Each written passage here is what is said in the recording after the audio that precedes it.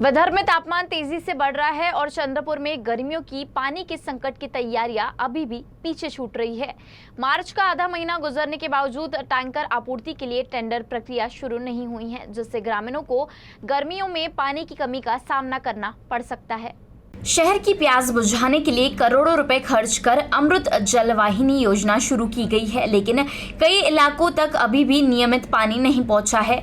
वडगांव, रमाबाई नगर, बाबूपेट, राजीव गांधी नगर, लालपेट, हनुमान नगर, निर्माण नगर, बंगाली कैंप जैसे क्षेत्रों में गर्मियों में पानी की कमी का खतरा मंडरा रहा है। पिछले साल महानगर पालिका ने 58 सिंटेक्स टैंकी लगाकर 107 टैंकरों के माध्यम से पानी की आपूर्ति की थी, लेकिन इस बार मार्च का आधा महीना बीत जाने के बावजूद टेंडर प्रक्रिया शुरू नहीं हुई है, जिससे यह व्यवस्था कागजों तक ही सिमट गई है।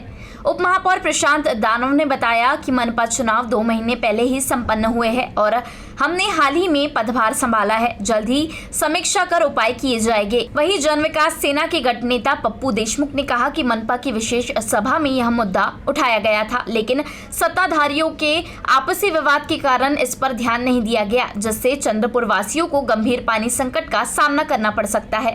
समिती सदस्याच्या अध्यक्षाची निवडणूक घेऊन लवकरात लवकर या संदर्भात उपाययोजना करायला पाहिजे होती। हा मुद्दा आम्ही त्या दिवशी एका विशेष सभेमध्ये सुद्धा मांडलेला आहे।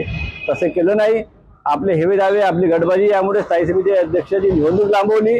पाणी टंचाई सारख्या गंभीर समस्येकडे त्यामुळे दुर्लक्ष झाले आहे आणि यांच्या राजकारणामुळे चंद्रपूरच्या जनतेला कदाचित तीव्र पाणी टंचाईचा सामना करण्याची वेळ येणार आहे। मी प्रशासनाला आदेश करतो आणि सूचना सुद्धा करतो की त्यांनी लवकरात लवकर ज्या प्रभागात पाणी टंचाई आहे, ज्या प्रभागाला पिण्याच्या टाकीची आवश्यकता आहे अशा ठिकाणी टँकरची व्यवस्था करावी, पिण्याच्या पाण्याच्या टाकीसुद्धा व्यवस्था करावी अशी मी प्रशासनाला सूचना करतो।